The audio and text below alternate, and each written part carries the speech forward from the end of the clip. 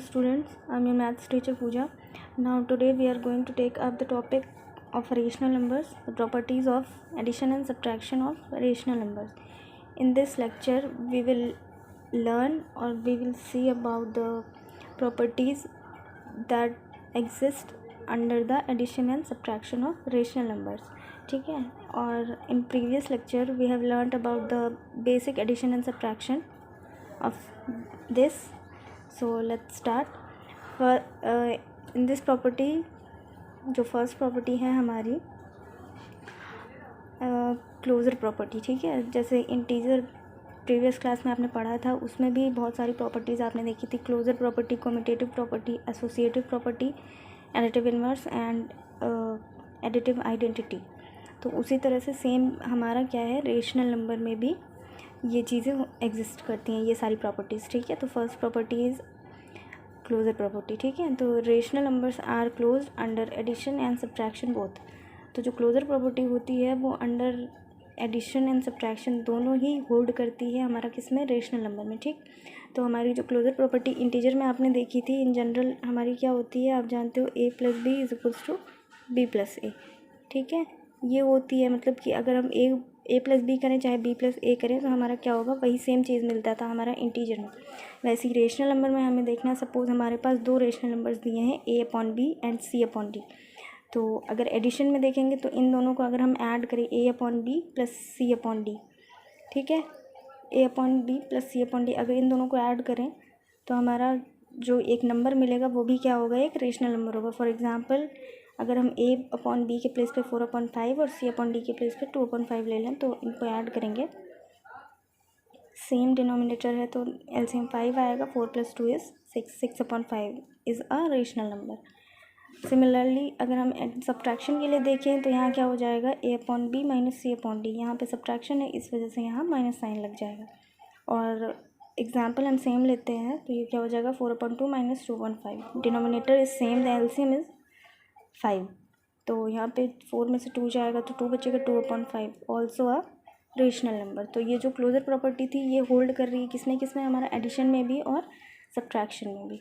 ठीक है, तो फर्स्ट प्रॉपर्टी हमारी क्या हो गई, closure property. Then next property is commutative property.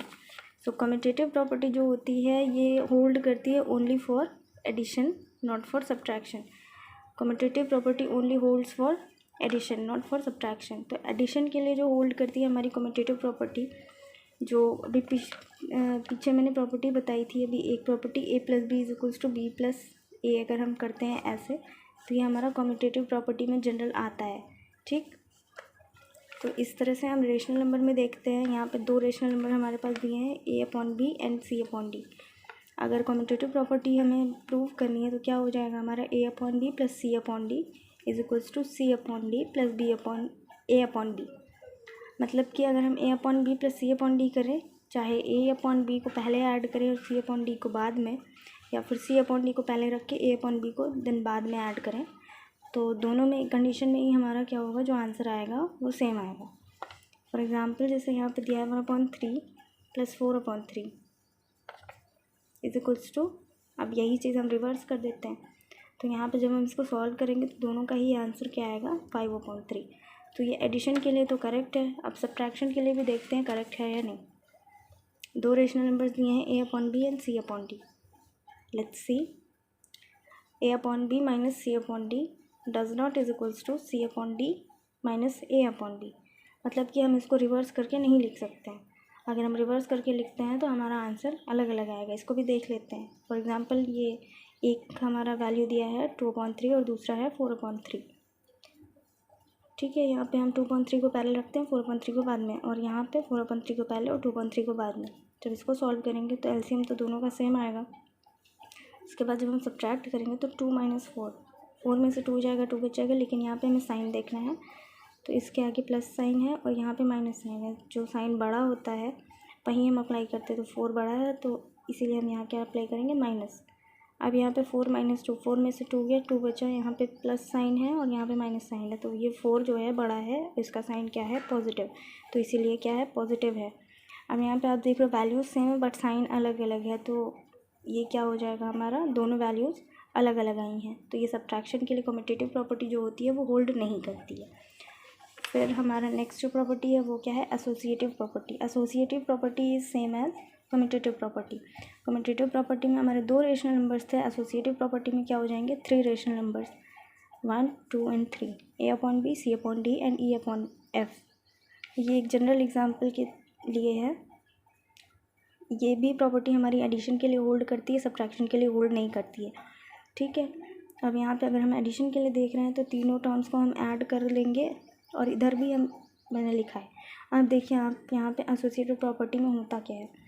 Associative property में ये होता है कि आप चाहो तो 2 वैल्यूज़ को एक साथ सॉल्व करके देन लास्ट जो वैल्यू बचेगी, रिमेनिंग वैल्यू, उसको फिर सॉल्व करिए। तो यहाँ पे हम इन दोनों वैल्यूज़ को एक साथ सॉल्व करके फिर इस वैल्यू के साथ सॉल्व कर सकते हैं, तो भी हमारा आंसर सेम आएगा। या फिर इन दोनों वैल्यूज़ को एक साथ सॉल्व करने के बाद हम इस वैल्यू को इसमें ऐड करें अगर, तो भी हमारा आंसर क्या आएगा, सेम आएगा, क्योंकि ये हमारा किसके अंडर है, क्लोज्ड अंडर एडिशन है, ठीक है। तो ये हमारी कौन सी प्रॉपर्टी होगी, एसोसिएटिव प्रॉपर्टी फॉर एडिशन।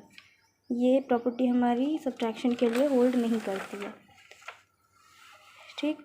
यहाँ पे देखिए अगर हम सब जगह माइनस लगा दें, जैसे उसमें सब में प्लस लगा था और ब्रैकेट इधर अप्लाई कर दें, इधर अप्लाई कर दें, तो जब हम इसको सॉल्व करेंगे तो ये हमारी एग्जिस्ट नहीं करेगी, ठीक है, ये प्रॉपर्टी।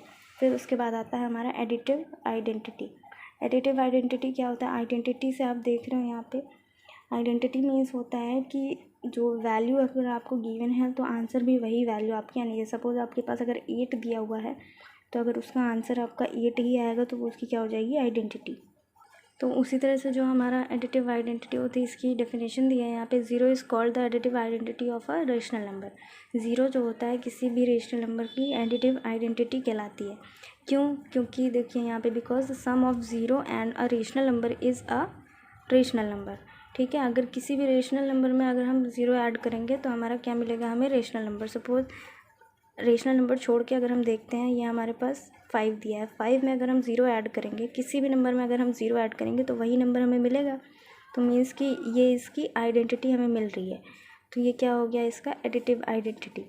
तो यहाँ पे आप देखिए जनरल टर्म्स में, रेशनल नंबर के टर्म्स में दिया है A/B, अगर इसमें हम 0 ऐड करें या फिर 0 में A/B ऐड करें तो हमारा आंसर क्या आएगा, यही A/B आएगा। For example 5/8 + 0 is equals to, या फिर 0 + 5/8 इज इक्वल्स टू 5/8। यही हमारा क्या होगा, एडिटिव आइडेंटिटी। किसी भी नंबर की एडिटिव आइडेंटिटी क्या होती है, 0 होती है। फिर है additive inverse. Additive inverse, inverse से आपको दिख रहा है कि किसी भी नंबर का जस्ट ऑपोजिट, ठीक है। जैसे यहाँ पे हमारे पास A/B इज़ रेशनल नंबर दिया है, जस्ट ऑपोजिट बोला है, रिवर्स नहीं। ऑपोजिट मतलब कि ये हमारा कौन से साइन में है, प्लस साइन में है, तो इसका जस्ट रिवर्स क्या हो जाएगा, प्लस साइन का माइनस साइन। अगर A/B एक रेशनल नंबर दिया है तो इसका एडिटिव इन्वर्स क्या हो जाएगा हमारा, -A/B। फॉर एग्जांपल जैसे ये दिया है और फिर प्लस और माइनस को जब हम सॉल्व करेंगे सेम नंबर्स को, तो हमारा आंसर क्या आता है, 0 आता है। एग्जाम्पल देखिए हमारा, हमको क्वेश्चन कैसे पूछेगा कि एडिटिव इन्वर्स ऑफ 2/8, 2/8 का एडिटिव इन्वर्स क्या होगा, तो ये पॉजिटिव नंबर है तो इसका एडिटिव इन्वर्स क्या हो जाएगा, -2/8, ठीक है। और फिर उसी तरह से एडिटिव इन्वर्स ऑफ -3/5, तो -3/5 का एडिटिव इन्वर्स क्या हो जाएगा, +3/5, ठीक है। आप यहाँ पे प्लस नहीं लगाओगे तो भी चलेगा, क्योंकि पॉजिटिव साइन हम नहीं अप्लाई करते हैं किसी भी अगर सिंगल नंबर दिया है तो, ठीक है। उसके बाद हमें क्या करना है, ये सारी प्रॉपर्टीज़ आपको अपनी कॉपी में नोट करनी है।